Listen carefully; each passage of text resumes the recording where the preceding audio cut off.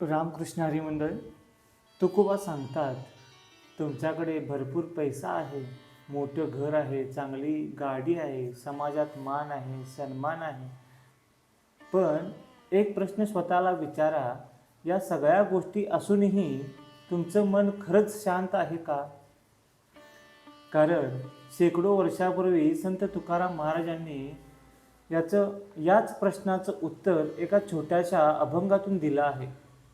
आणि तो अभंग ऐकल्यानंतर कदाचित आपण सुख म्हणजे नेमकं काय समजतो याचा पुनर्विचार करायला नक्की लावेल. चला तर मग रामकृष्ण हरी. आजपासून आपण सुरू करत आहोत एक सुंदर प्रवास. संत तुकाराम महाराजांच्या अभंगांचा दररोज एक अभंग, त्याचा सोपा अर्थ, त्यामागचा विचार आणि तो आपल्या आजच्या जीवनाला कसा लागू होतो हे आपण समजून घेणार आहोत. पण काळजी करू नका, मी तुम्हाला परीक्षेत प्रश्न विचारल्यासारखे प्रश्न विचारणार नाही आहे. आपण फक्त स्वतःलाच काही प्रश्न विचारणार आहोत. कारण तुकाराम महाराजांनी सांगितलेले विचार फक्त मंदिरात बसून ऐकण्यासाठी नाही आहेत. ते आपल्या घरात, संसारात, रोजच्या जीवनामध्ये, नोकरीत, व्यवसायात आणि रोजच्या धावपळीच्या जीवनामध्ये उपयोगी पडतात. तर चला आजच्या पहिल्या सुंदर अभंगाकडे वळूया. आजचा अभंग आहे, समचरण दृष्टी विटेवरी साजिरी, तेथे माझे हरी वृत्ती राहो. आणिक न लगे माईक पदार्थ, तेथे माझे अर्थ नको देवा. भ्रमादिक पदे दुःखाची शिराणी, तेथे दुच्छित झनी जडो देसी. तुका म्हणे त्याचे कळले आम्हा वर्म, जे जे कर्म धर्म नाशवंत. या पहिल्या ओळीमध्ये, अभंगाच्या पहिल्या ओळीमध्ये, समचरण दृष्टी विटेवरी साजिरी, तेथे माझी हरी वृत्ती राहो. तुकाराम महाराज म्हणतात, विठ्ठलाकडे एक अतिशय सुंदर मागणी करत आहेत. देवा, माझं मन तुझ्या चरणी राहू दे. आता इथे आपली परिस्थिती बघा. आपण देवासमोर बसतो, हात जोडतो, डोळे बंद करतो आणि म्हणतो, देवा, माझं मन तुझ्यात राहू दे. आणि 2 सेकंदांनी मन म्हणतं, अरे हो, घरामध्ये गॅस तरी बंद करून आलोय की नाही. पुन्हा देवाकडे लक्ष. 10 सेकंदांनी पुन्हा दुसरीकडे लक्ष.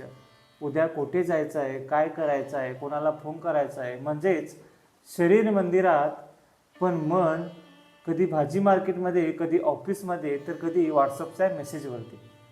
तुकाराम महाराज म्हणतात, हे मन स्थिर कर, मनाची दिशा भगवंताकडे ठेव.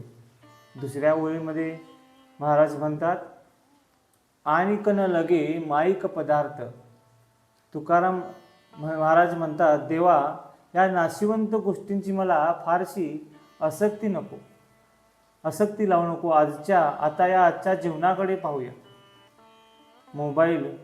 मोबाईल नवीन आला की जुना मोबाईल अचानक आपल्याला गरीब वाटायला लागतो.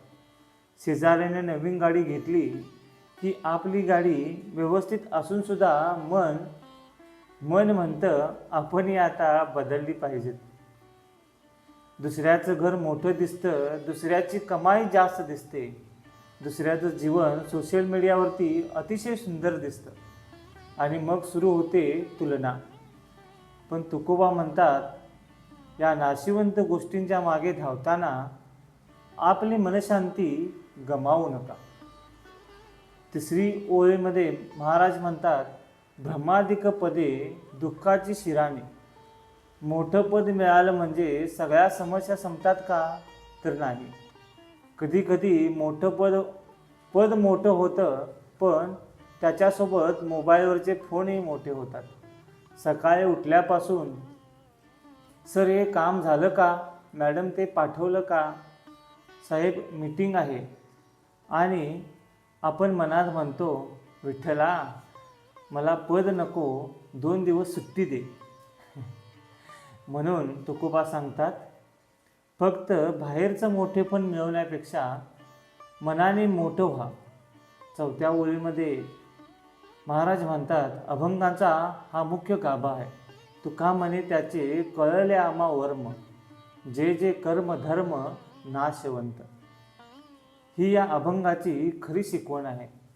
पैसा नाशवंत आहे, पद नाशवंत आहे, संपत्ती नाशवंत आहे, मान सन्मानही कायमचा नाही. मग कायमचं काय? आपली कर्मे. आपण लोकांशी कसं वागलो, आपण लोकांच्या आयुष्यात आनंद आणला, आपण कोणाला मदत केली, आपल्या मनात किती प्रेम आणि किती माणुसकी होती, हे महत्त्वाचं. आता हा अभंग आपल्या जीवनात पाहूया.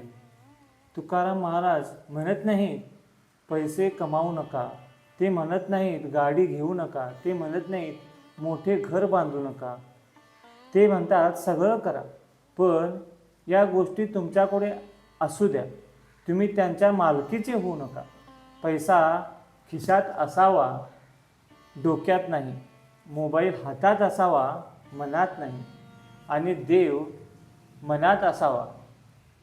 म्हणजेच आजचा हा छोटासा संकल्प आपण शेवटी सांगू इच्छितो. फक्त 2 मिनटं शांत बसा, मोबाईल बाजूला ठेवा. हो, फक्त 2 मिनटं. व्हॉट्सअप बंद केल्यामुळे जग बंद पडणार नाही, किंवा मोबाईल बंद केल्यामुळे जग बंद पडणार नाही. डोळे बंद करा आणि म्हणा, हे विठ्ठला, माझं मन तुझ्या चरणी राहू दे.